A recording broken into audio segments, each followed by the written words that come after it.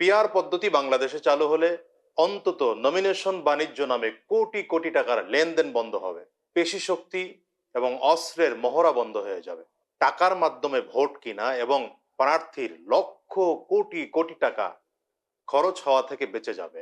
কেন্দ্র দখল, ব্যালট বাক্স ছিনতাই এবং প্রশাসনকে ম্যানেজ করে ভোট পিটানোর যে রীতি, এই নীতি চিরজীবনের জন্য বন্ধ হয়ে যাবে।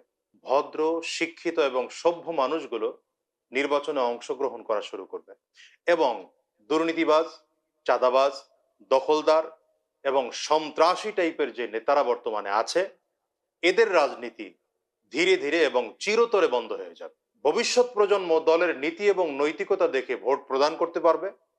পাশাপাশি আমাদের দেশে যে ক্ষমতায় গেলেই স্বৈরাচার হয়ে ওঠা, এই স্বৈরাচার হয়ে ওঠা থেকেও এদেশের মানুষ রেহাই পাবে।